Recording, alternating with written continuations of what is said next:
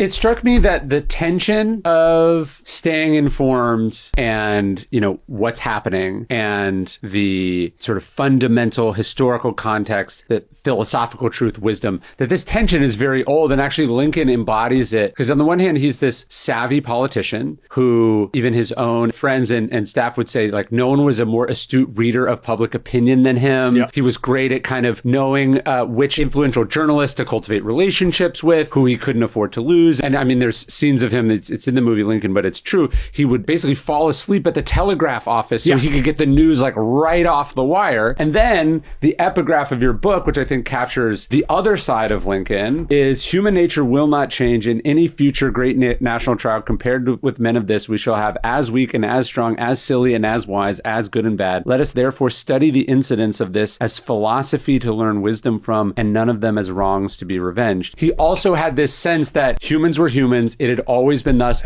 And I think so much of his Civil War strategy, his political savvy, is actually rooted in his reading of poetry and Shakespeare and history, less so than, what's happening in the papers. Like, so he has this kind of rooting it in timelessness and a sense of the timely. Yes, and that's what great leaders do. In Lincoln's case, the ultimate dichotomy is, as I think Sherman said, he had more goodness combined with greatness than any man that I met. Yeah. It's the combination of the two. It's his goodness that makes him truly great, and it's that ability to be a savvy politician.